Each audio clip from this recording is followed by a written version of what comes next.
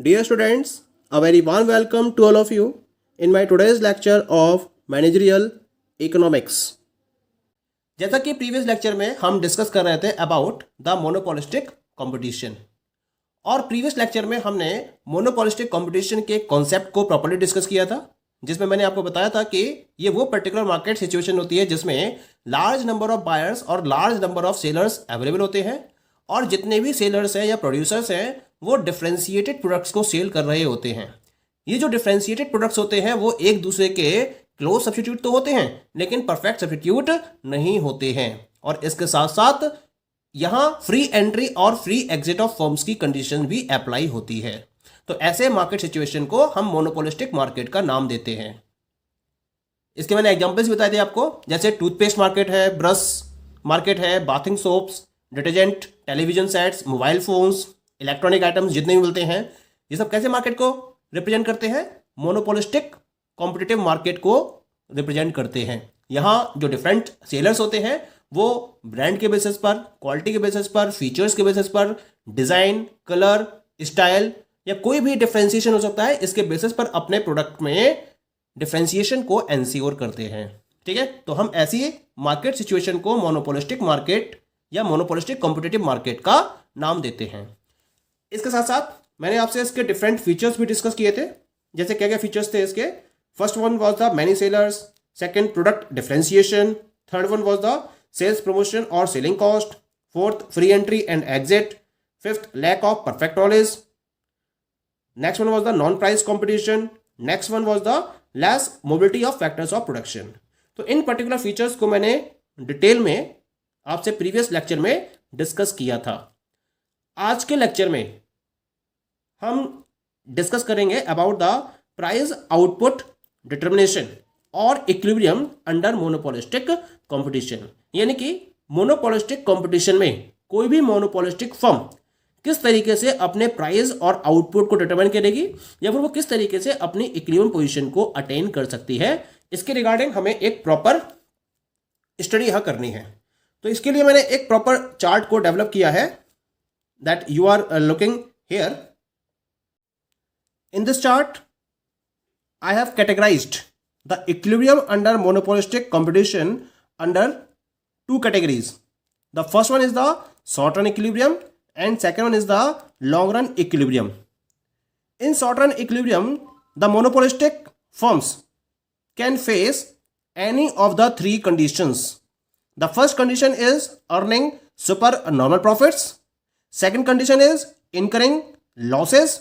And third condition is earning normal profits only. While in the case of the long run equilibrium, there is only and only one condition, that is all the firms will be earning normal profits. इसका मतलब वो यहाँ पर दो situation को represent किया गया है। पहली है शॉर्ट रन इक्विलिब्रियम और दूसरी है long run equilibrium. Short run का मतलब ये पर्टिकुलर मार्केट सिचुएशन होती है जिसमें जो फर्म्स हैं वो मार्केट में डिमांड के अकॉर्डिंग अपनी सप्लाई को एडजस्ट करने की पोजीशन में नहीं होती हैं। ये इतना शॉर्ट पीरियड होता है। और लॉन्ग रन में क्या होता है, यहाँ पर फर्म्स डिमांड के अकॉर्डिंग अपनी सप्लाई को एडजस्ट कर लेती हैं और उसके अकॉर्डिंग अपनी सप्लाई को इंक्रीज करती चली जाती हैं या डिक्रीज करना चाहे तो डिक्रीज भी कर सकती हैं। तो हम इस पर्टिकुलर सिचुएशन को लॉन्ग रन का नाम देते हैं। अब बात करते हैं शॉर्ट रन में फर्म्स किस तरीके से अपने इक्विलिब्रियम को गेन कर सकती हैं। तीन कंडीशंस है, या तो फर्म सुपर नॉर्मल प्रॉफिट को अर्न कर रही होंगी। ये कब होगा, जब किसी पर्टिकुलर फर्म का एवरेज रेवेन्यू उसके शॉर्ट रन एवरेज कॉस्ट से ज्यादा होगा तो वो फर्म सुपर नॉर्मल प्रॉफिट को अर्न कर रही होगी। और अगर किसी फर्म का एवरेज रेवेन्यू उसके शॉर्ट रन एवरेज कॉस्ट से कम होगा तो उसको लॉस हो रहा होगा, यानी कि वो लॉस इनकर कर रही होगी। और अगर किसी पर्टिकुलर फर्म का एवरेज रेवेन्यू उसके शॉर्ट रन एवरेज कॉस्ट के बराबर होगा तो वो फर्म नॉर्मल प्रॉफिट को अर्न कर रही होगी in the short run. Clear? Long run की बात करते हैं, क्योंकि लॉन्ग रन में जितनी भी फर्म्स हैं वो सब क्या कर सकती है, वो डिमांड के अकॉर्डिंग अपनी सप्लाई को एडजस्ट कर सकती हैं। और इसके साथ साथ क्या होता है, सुपर नॉर्मल प्रॉफिट को देखते हुए नंबर ऑफ फर्म्स की एंट्री बढ़ जाती है। तो इसी वजह से जो मार्केट में सप्लाई है वो एनफ क्वांटिटी में अवेलेबल होती है, जिसकी वजह से जितनी भी फर्म्स है वो केवल और केवल नॉर्मल प्रॉफिट को ही अर्न कर पाती हैं जो उनके ऑपरेशंस को कंटिन्यू करने के लिए सफिशिएंट होता है। तो हम इस केस में स्टडी करेंगे जो फर्म का एवरेज रेवेन्यू है वो उसके लॉन्ग रन एवरेज कॉस्ट के बराबर होगा। क्लियर? अब हम यहां डिस्कस करेंगे about the first condition of the short run equilibrium, that is earning super normal profits. So this is the short run equilibrium under monopolistic market. इस particular situation में जो फर्म्स कंसीडर की जाती हैं उनका एवरेज रेवेन्यू उनके short run average cost से ज़्यादा होता है और वो नॉर्मल प्रॉफिट से ज़्यादा प्रॉफिट अर्न कर रही होती हैं, जिनको हम उनके सुपर नॉर्मल प्रॉफिट के नाम से जानते हैं।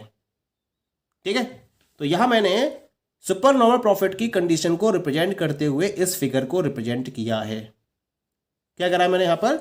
इन this particular diagram I have taking output on the X axis and price revenue and cost on the Y axis.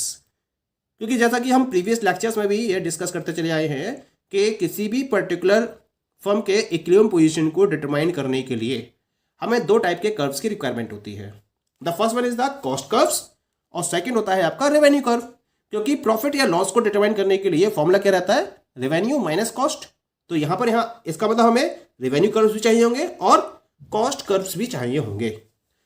तो एक मोनोपोलिस्टिक फर्म के रेफरेंस में मैंने इसका ये एवरेज रेवेन्यू कर्व रिप्रेजेंट किया है, AR, and this is the marginal revenue curve of this particular monopolistic firm, जिसको मैंने MR के नाम से इंडिकेट किया है। क्लियर? यहां जो एवरेज रेवेन्यू कर्व है वो क्या है? It is elastic. मोनोपोली में क्या था? इनइलास्टिक था, लेकिन मोनोपोलिस्टिक में ये इलास्टिक है। क्योंकि मोनोपोलिस्टिक कंपटीशन में लार्ज नंबर ऑफ सेलर्स होते हैं और वो क्लोज सब्स्टिट्यूट्स के साथ में ऑपरेट कर रहे होते हैं। यानी कि अगर एक कंपनी अपने प्रोडक्ट को चेंज करती है तो उसका कुछ ना कुछ इफेक्ट उसकी क्वांटिटी पर भी पड़ेगा। तो इसी वजह से इनका जो कर्व होता है वो क्या होता है? इलास्टिक होता है। और यह हमें पता ही है कि जो मार्जिनल रेवेन्यू कर्व होता है वो एवरेज रेवेन्यू कर्व से बिलो होता है।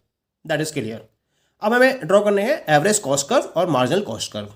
क्योंकि एवरेज रेवेन्यू ज़्यादा है, एवरेज कॉस्ट कम है, तो इस फर्म का जो short run average cost curve होगा वो एवरेज रेवेन्यू कर्व से बिलो होगा। तो this is the U shaped short run average cost curve of the monopolistic firm. Clear? Marginal cost क्या होता है? ये शॉर्ट रन एवरेज कॉस्ट को उसके लोएस्ट पॉइंट पर इंटरसेक्ट करते हुए ऊपर की तरफ चला जाता है। तो यहां से हम स्टार्ट करेंगे शॉर्ट रन मार्जिनल कॉस्ट को, और ये इसके लोएस्ट पॉइंट पर कट करते हुए अबव डायरेक्शन में मूव करना स्टार्ट कर देता है। तो इस कर्व को हम कहते हैं SMC कर्व। ओके, इस तरह से हमें चारों कर्व्स मिल चुके हैं। इनके पोजीशन को हमने प्रॉपर्ली सेट कर दिया है।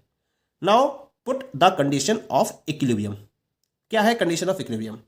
Marginal revenue of the firm must be equal to its marginal cost for equilibrium. This is the marginal cost curve and this is the marginal revenue curve. Both are intersecting at this point. This point E is known as its equilibrium point. क्या करना है हमें? इस equilibrium point से एक straight line को draw करना है, इसे एक्स एक्सिस तक बढ़ाना है और ऊपर इसको एवरेज रेवेन्यू कर्व तक हमें एक्सपेंड करना है। एवरेज रेवेन्यू कर्व को ये A पॉइंट पर कनेक्ट कर रहा है, एवरेज कॉस्ट कर्व को B पॉइंट पर कनेक्ट कर रहा है और एक्स एक्सिस को ये Q पॉइंट पर कनेक्ट कर रहा है। तो इसका मतलब जो OQ है वो क्या हो गया? फर्म का इक्विलिब्रियम आउटपुट हो गया। AQ क्या हो गया? फर्म का एवरेज रेवेन्यू हो गया। और जो BQ है ये फर्म का हो गया एवरेज कॉस्ट। एवरेज रेवेन्यू किसके बराबर हो गया? AQ के बराबर। और ये जो AQ है ये किसके बराबर हो जाएगा? It will be equal to OP। Clear? Average revenue AQ के बराबर हुआ और ये किसके बराबर हो गया? OP के बराबर हो गया। नाउ एवरेज कॉस्ट ये किसके बराबर होगी? BQ के बराबर होगी and BQ is equal to OC। Clearly यहां हम देख सकते हैं डायग्राम में कि जो BQ है वो किसके बराबर है? OC के बराबर है। Okay, OP is the average revenue, OC is the average cost. Profit per unit निकालना है मुझे, तो उसके लिए क्या करना पड़ेगा? एवरेज रेवेन्यू में से एवरेज कॉस्ट को माइनस करना पड़ेगा। एवरेज रेवेन्यू है OP, एवरेज कॉस्ट है OC। OP माइनस OC कितना आ गया? PC आ गया। ये PC क्या शो करेगा? प्रॉफिट पर यूनिट को रिप्रेजेंट करेगा। यहां देखिए थ्योरी में average revenue equal to A Q is equal to OP, जैसा कि मैंने डिस्कस किया था अभी। Average cost is equal to B Q is equal to O C, that is clear. Profit per unit average revenue minus average cost, OP minus OC, and OP minus OC is equal to PC.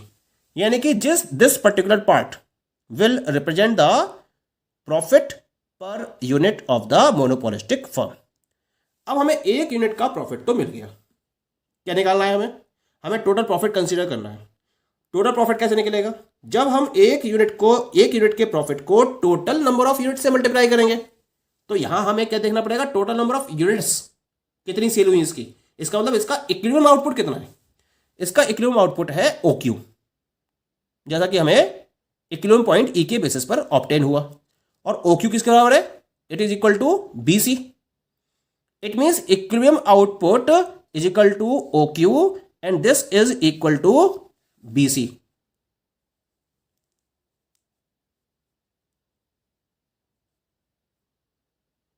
Clear? Equilibrium output is equal to OQ and this is equal to BC।